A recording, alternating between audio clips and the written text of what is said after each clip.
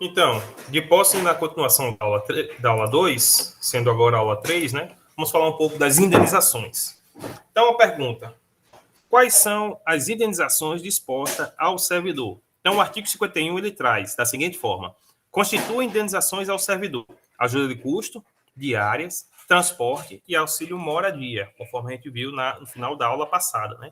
Então, as indenizações, nós temos aqui ajuda de custos, diárias, transporte e auxílio moradia.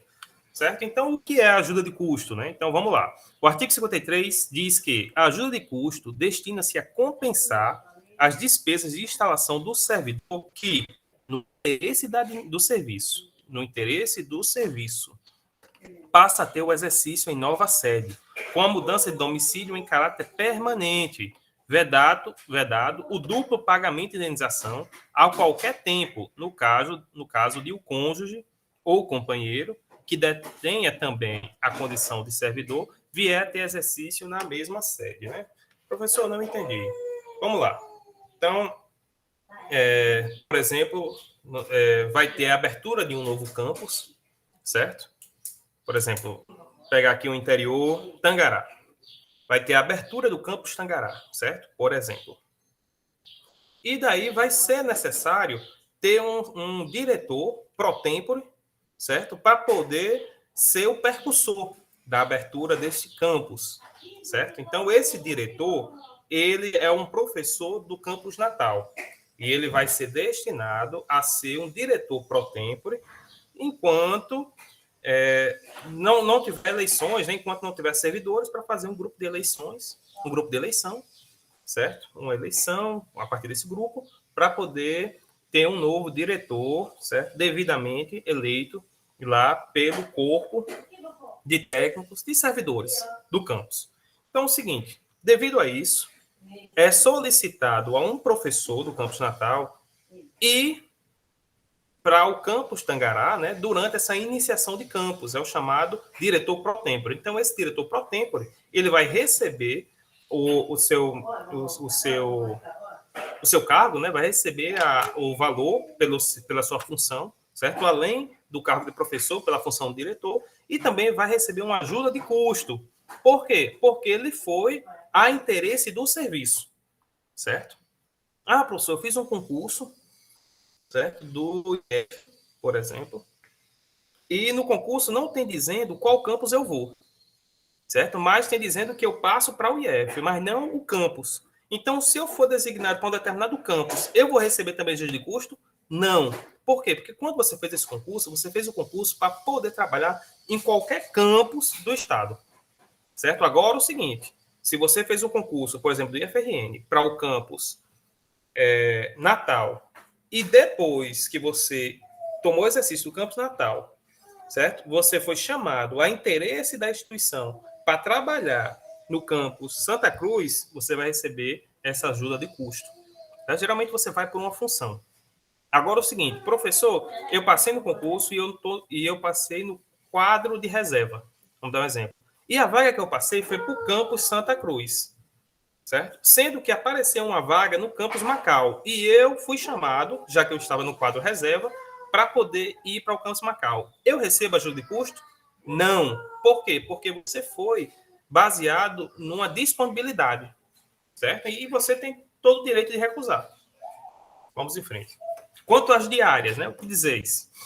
Então, o artigo 58 ele diz o quê? O servidor que, a serviço, mais uma vez, afastar-se da sede em caráter eventual ou transitório para outro ponto do território nacional ou para o exterior, fará jus à passagem diária destinada a indenizar as parcelas de despesa extraordinária com pousada, alimentação, locomoção urbana e conforme dispuser o regulamento. Então, interessante entender isso aí.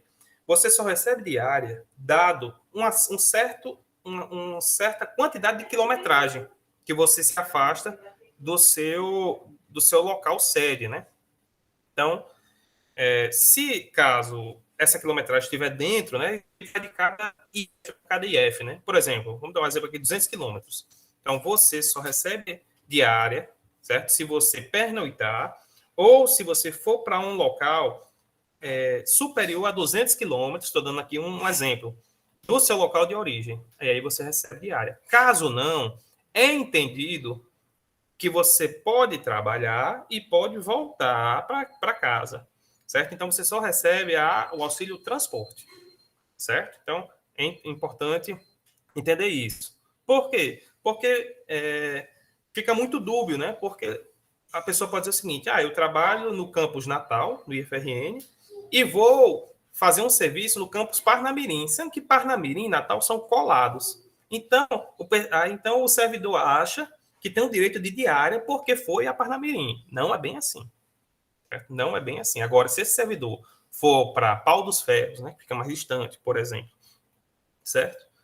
Que passa daquela certa quilometragem, né? Então, ele vai receber as diárias. E essa diária ela pode ser total ou pode ser metade. O inciso 1 ele diz, a diária será concedida por dia de afastamento, sendo devida pela metade quando o deslocamento não existir pernoite fora da sede. Então, se você foi e não precisou pernoitar, você vai receber só a metade da diária, certo? Porque entende-se que você foi, fez o seu serviço e voltou para dormir em casa, certo? Então, naturalmente, você vai ter um auxílio transporte. Se caso esse deslocamento for feito com o seu veículo, né, com o veículo próprio, certo? Você vai ter o auxílio transporte. Caso tenha sido pelo veículo da instituição, você não recebe auxílio transporte, né? A própria instituição, ela trata de pagar os custos, né, dela mesma, de deslocamento para o servidor. Você só recebe meia diária se não pernoitar. Se pernoitar, você recebe diária completa. Lembrando que, certo? A diária vai depender da distância que você foi fazer esse serviço, certo? Que isso aí vai de campus, vai de F a IF, de autarquia a autarquia, né? Certo? Eu não conheço uma legislação que diga que todos os IFs têm que ter uma certa quilometragem, tudo isso. Se tiver, vocês passam aí para mim, certo? Para a gente melhorar também aqui as aulas. Mas, pela minha experiência, certo? Vamos dar um exemplo aqui de 200 quilômetros. E quanto à indenização de transporte? Então, o artigo 60 ele diz o quê? Conceder-se-á indenização de transporte ao servidor que realizar despesa com utilização do meio próprio de locomoção. Entenda bem, certo? Você recebe a indenização de transporte se você utilizar o seu carro próprio ou o seu veículo próprio para fazer aquele trabalho a serviço da instituição. Se caso for destinado para o senhor um veículo da instituição com o motorista ou não, né? Se você tiver portaria para poder dirigir aquele veículo, você não vai receber a indenização de transporte. Por quê? Porque os custos de combustível, né?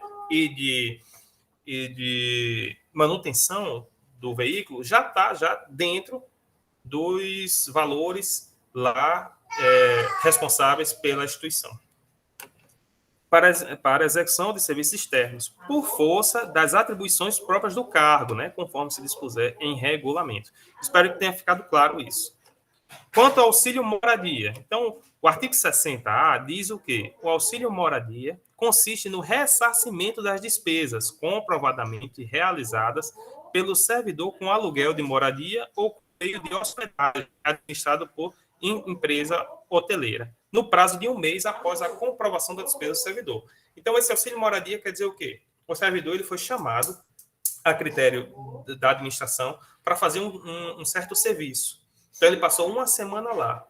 Essa uma semana, ele vai juntar as notas fiscais das despesas com hospedagem ou com moradia, certo? Ou com a parte de hotéis, né? As partes de hotéis, e depois ele vai ir lá para o setor de execução, o setor de contabilidade, de administração do campus, certo? Ou da instituição, e vai comprovar, certo? Para que ele seja ressarcido. Então, próxima aula a gente continua a tratar da Lei 8.112.